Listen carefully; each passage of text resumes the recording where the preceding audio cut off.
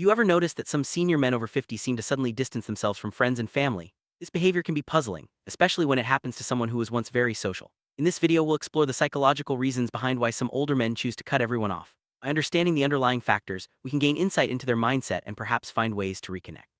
Let's begin by looking at the common patterns and experiences that often lead to this kind of withdrawal. As men age, they often face significant life transitions. Retirement, the loss of a spouse or children moving out can leave a void in daily life. These changes can lead to feelings of purposelessness or loneliness. For some, the adjustment is smooth, but for others, it can trigger a desire to withdraw. The sudden lack of routine or meaningful social roles may make them feel disconnected from the world around them. This is often the first step toward isolation.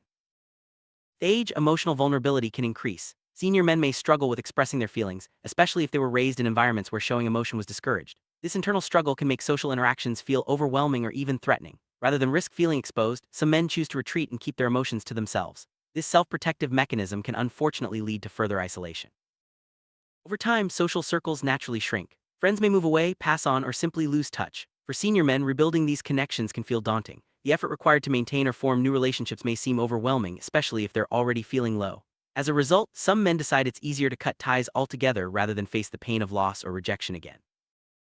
Physical health can play a major role in social withdrawal. Chronic illness, pain, or decreased mobility can make it difficult for senior men to participate in social activities. The frustration of not being able to do what they once enjoyed can lead to embarrassment or a sense of inadequacy. Rather than ask for help or adapt, some men may choose to isolate themselves, feeling it's easier than facing these new limitations in front of others.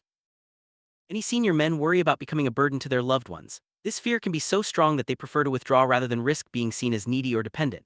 They may believe that by cutting off contact, they're sparing their family and friends from worry or obligation. Unfortunately, this well-intentioned act often leads to greater loneliness and misunderstanding on both sides.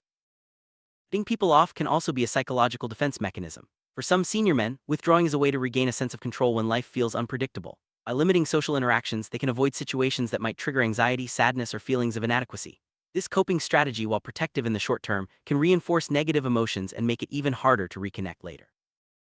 Society often expects men to be strong, independent, and self-reliant. These expectations can make it difficult for senior men to seek help or admit they're struggling. The pressure to maintain a stoic front can lead to further withdrawal, as showing vulnerability may feel like a failure to live up to these ideals. Understanding these societal pressures is key to empathizing with why some men choose isolation. Recognizing the psychological reasons behind withdrawal is the first step toward understanding and supporting senior men who cut everyone off. By approaching them with empathy and patience, we can help break the cycle of isolation. Encouraging open conversations, offering support without judgment, and respecting their boundaries can make a meaningful difference. Ultimately, understanding is the key to rebuilding connections and improving well-being for everyone involved.